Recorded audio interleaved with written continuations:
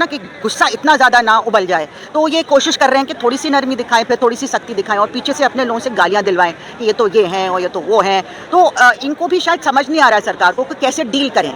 इनसे भी अपील करते हैं कि आप अपनी हेल्थ ख़राब मत कीजिए। आपने अनशन किया है, लेकिन अगर आपके हेल्थ को रिस्क है तो आपको छोड़ना चाहिए और नए नए तरीके से हम लोग को प्रोटेस्ट करना चाहिए। इसमें और ज़्यादा लोग आएँ, रिले हंगर स्ट्राइक कर सकते हैं और भी बाकी जो ऑपोजिशन की पार्टीज़ हैं उनको भी आके अपना समर्थन देना चाहिए। कई तो लगता है कि विपक्ष को आना चाहिए बिना झंडों के, वो इनको टेक ओवर करने की ज़रूरत नहीं है। देखिए, विपक्ष खुद ही आज समझ रहा है कि या तो आप मिलजुल के करेंगे, कोई एक पार्टी के बस की बात नहीं है। नहीं, बहुत ही शर्म की बात है कि पूरे देश में ये आक्रोश है। देश भर में हमारे युवा परेशान हैं, उनके परिवार परेशान हैं कि जिस तरह से आप हर जगह देखिए, सिर्फ नीट की बात नहीं है, सीयूईटी में कहीं ना कहीं सवाल रिपीट हो रहे हैं, पता नहीं पुराने पेपर्स के सवाल दोबारा आ रहे हैं। आप अगर यूजीसी नेट में देखें ये हो रहा है, आप सीयूईटी में कितने ग्लिचेस हुए, तो हर कहीं ना कहीं लीकेजेस हो रहे हैं पूरी, मतलब जैसे कि सारा सिस्टम कोलैप्स कर गया है और इतने परेशान हैं हमारे यंग लोग। 17 से ज़्यादा तो सुसाइड्स की खबर मिल चुकी है हमें और न जाने कितने और हैं और रोज़ नई कोई ऐसी ख़राब खबर आ जाती है। इन लोगों को इतनी भी नैतिकता नहीं है कि एक अकाउंटेबिलिटी नाम की चीज़ होती है कि आपको ये जिम्मेदारी दी गई है, आपने एनटीए सेटअप किया और वो एनटीए जो है वहीं से पेपर लीक हो रहा है, क्योंकि वो जिनको पेपर सेटअप बना रहे हैं या डिस्ट्रीब्यूटर बना रहे हैं या मॉडरेटर बना रहे हैं या जो प्रिंटिंग में दे रहे हैं, वो सब जगह से लीकेजेस हो रही हैं। और सुनने में ये भी आया है, अगर ढंग का इन्वेस्टिगेशन हो तो पकड़े जाएंगे सारे लोग। ये भी सुनने में आया है कि एक साल पहले पैसा ले लिया जाता है लोगों से कि आप 1 लाख 10 लाख जितना भी ले रहे हैं, आप ये दोगे, आपको पेपर दे दिया जाएगा। ये तो इत्तेफाक की बात है कि ये भांडा फूट गया और हम लोग को पता चल गया। नहीं तो अगर इस साल इस तरह से ऑर्गेनाइज तरीके से हो रहा है तो जाहिर बात है कि पहले से चलता आ रहा है। ये तो पता चल गया, ये तो इत्तेफाक की बात है। और इसके बाद फिर इन्होंने कुछ इन्वेस्टिगेशन शुरू किया या कुछ लोगों को पकड़ा, ये तो ताज्जुब की बात है। मतलब वैसे तो चलता ही जा रहा है। ये लगता है कि ये बनाया ही एनटीए इसलिए गया था कि ऊपर से आप पूरा ये जो अनअकाउंटेबल बिहेवियर जिसको कहते हैं कि बिना कोई ट्रांसपेरेंसी के इनके कोई प्रोसेसेस में ट्रांसपेरेंसी नहीं है। आप लोग इस्तीफे की मांग कर रहे हैं। हाँ। आपको वायरस बता दिया गया है, कॉकरोच बता ही दिया गया है और ये भी कहा गया है कि सबक सिखाया जाएगा बीजेपी के कार्यकर्ता। अब देखिए, हम तो तैयार हैं। हम लोग आज से तो नहीं प्रोटेस्ट कर रहे हैं, क्योंकि एनटीए जब से आया है और जब से पूरी पॉलिसीज़ एडमिशन की सेंट्रलाइज कर दी गई हैं और जब से इन्होंने स्टेट की ऑटोनॉमी ख़त्म की है और प्राइवेटाइजेशन की राह पे चल रहे हैं, तब से हम लोग प्रोटेस्ट कर रहे हैं।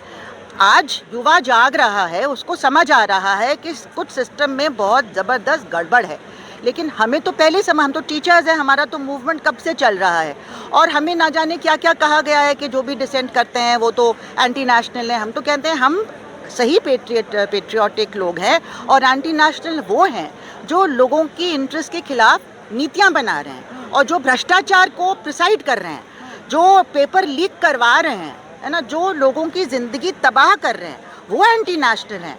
हम तो नेशनलिस्ट लोग हैं। मैम, जिस तरीके से सरकार ने आपको कॉकरोच बोल दिया, वायरस बोल दिया और भी तमाम संज्ञाएं दी, लेकिन सरकार का रवैया एग्रेसिव तो दिखता है जैसे नितिन नवीन, लेकिन नरम कहीं नहीं दिख रहा है। जिस तरीके से 16 दिन हो गए, 8-9 दिन अनशन को हो गए। ये देखिए, ऐसा है कि हमें इस चीज़ का एक्सपीरियंस है कि जब तक आप उसको क्राइसिस पॉइंट तक नहीं ले जाते हैं, तब तक इस तरह से तानाशाह सरकार है, तो तानाशाह है ना, तो इनसे हमको उम्मीद रखना कि ये सेंसिटिव होंगे, ऐसा नहीं होगा। बहुत सारे और लोगों को साथ आना पड़ेगा। ये आसानी से नहीं होने वाला है काम, क्योंकि इसमें इनका इंट्रेंच्ड वेस्टेड इंटरेस्ट है। करोड़ों रुपये का बिजनेस चल रहा है। अब देखिए कि कोचिंग माफिया और जो टॉप पॉलिटिकल लीडरशिप जो संरक्षण दे रही है उनको, नहीं तो क्यों संरक्षण देगी, उनको भी कुछ मिल रहा होगा ना, तो जो संरक्षण दे रही है उनको, और ये सारा जो नेक्सस है ये क्रिमिनल नेक्सस है, तो इसको आसानी से तोड़ना तो मतलब इट्स नॉट समथिंग ईजी ना। तो इसलिए लोगों को समझना है कि और ज़्यादा मेहनत करनी पड़ेगी और इस तरह से नए तरीके से हम लोगों को प्रोटेस्ट करना है कि इनके ऊपर वो दबाव पड़े। जैसे किसानों ने कितने महीनों तक प्रोटेस्ट किया। लेकिन मैम, यहाँ तो भूख हड़ताल पे बैठे हैं, अनशन पे, भूख हड़ताल में शरीर भी कमज़ोर हो रहा है, वेट भी कम हो रहा है, कैसे बात लंबी जाएगी? हम तो चाहते हैं, देखिए ऐसा है, हम तो इनसे भी अपील करते हैं कि आप अपनी हेल्थ ख़राब मत कीजिए। आपने अनशन किया है, लेकिन अगर आपके हेल्थ को रिस्क है तो आपको छोड़ना चाहिए और नए नए तरीके से हम लोग को प्रोटेस्ट करना चाहिए। इसमें और ज़्यादा लोग आएँ, रिले हंगर स्ट्राइक कर सकते हैं, और भी बाकी जो ऑपोजिशन की पार्टीज़ हैं उनको भी आके अपना समर्थन देना चाहिए। कई तो आ चुकी हैं, बाकियों को भी आना चाहिए, क्योंकि ये साझा इशू है, ये जनता का इशू है। और जनता के इशू से अगर जो लोग अपने आप को ऑपोजिशन कहते हैं नहीं जुड़ेंगे तो फिर वो ऑपोजिशन कैसे कहलाएंगे? आप ऑपोजिशन सिर्फ इलेक्शन के लिए थोड़ी होते हैं। आप ऑपोजिशन होते हैं कि जब इलेक्शन के दौरान, मतलब बीच में, बिटवीन इलेक्शंस डेमोक्रेसी को फंक्शन करना होता है ना। तो अगर हमारे मुद्दे हैं तो आप हमारे मुद्दों को सुनिए, आप हमारे मुद्दों पे हमको सपोर्ट कीजिए। तो आप ये मत देखिए कि कौन बोल रहा है, आप ये देखिए कि मुद्दा क्या है।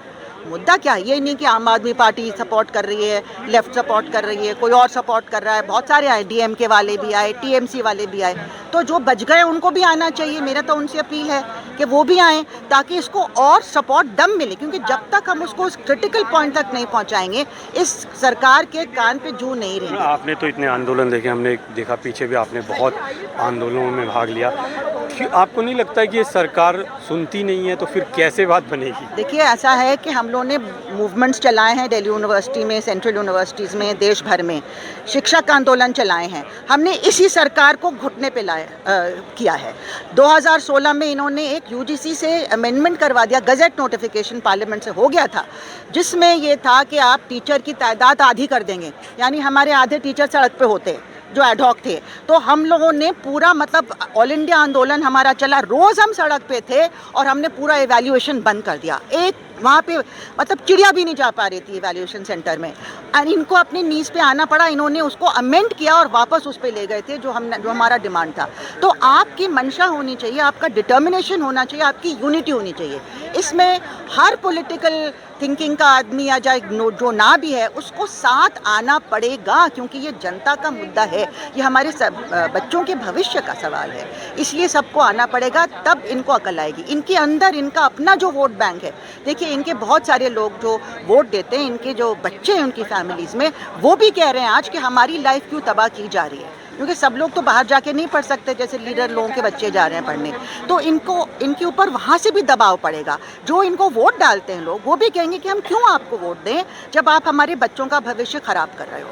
तो हमको इस दबाव को बरकरार रखना है, बढ़ाना है, नए नए क्रिएटिव तरीके से प्रोटेस्ट करना है और जनता को अपने साथ जोड़ना है। और मुझे उम्मीद है कि कहीं ना कहीं सरकार को झुकना पड़ेगा, क्योंकि सच्चाई हमारे साथ है, लोग हमारे साथ हैं। सरकार का तो मैडम जो एक नेटवर्क है वो अभी भी वही कह रहा है कि भाई यहाँ पे बिरयानी बट रही है, यहाँ पर जो है लोग खाना खाने आ रहे हैं, घूम रहे हैं, उनका और desperation भीड़ भी नहीं है। उनके डेस्परेशन का साइन है। जितनी गालियां पड़ती हैं, जितना ट्रोलिंग होता है, जितना ये बिरयानी और फंडिंग की बात होती है, वो दिखाता है कि ये डेस्परेट हैं।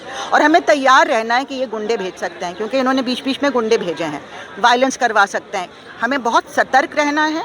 और क्योंकि अभी तक इनको शायद लगा होगा कि काउंटर प्रोडक्टिव हो जाएगा, कि पूरा बंद करा दें, है ना, कि गुस्सा इतना ज़्यादा ना उबल जाए, तो ये कोशिश कर रहे हैं कि थोड़ी सी नरमी दिखाएं, फिर थोड़ी सी सख्ती दिखाएं, और पीछे से अपने लोगों से गालियां दिलवाएं कि ये तो ये हैं और ये तो वो हैं। तो इनको भी शायद समझ नहीं आ रहा है सरकार को कि कैसे डील करें। तो शुरू में तो बैन कर दिया ना सोशल मीडिया का अकाउंट, शुरू में कहा खतरनाक लोग हैं वगैरह वगैरह, और फिर कहा कि आपको हम परमिशन देते हैं। हमें तो वही बात नहीं समझ आई कि कैसे परमिशन मिल गया। तो इनके अंदर भी कन्फ्यूजन है। उस कन्फ्यूजन का हमें इस्तेमाल करते हुए जितना हमको स्पेस मिला है उसमें पूरी तरह से हमें लगे रहना है और भी लोगों को जोड़ना है। लग रहा है आपको आपने कि दबाव बढ़ रहा है और ये सरकार मानेगी, हालांकि सरकार तो मौन है, कुछ कहना बड़ा मुश्किल है। अगर हम लगे रहे, देखिए अगर किसानों ने इतने महीनों तक, मतलब साल से ऊपर हो गया था, अगर वो लगे रहे, उन 750 किसानों ने अपनी शहादत दी, तो हमें भी तैयार रहना है कि हमें जेलों में ले जाएंगे, हमें घसीटेंगे, हमारे ऊपर वायलेंस करेंगे।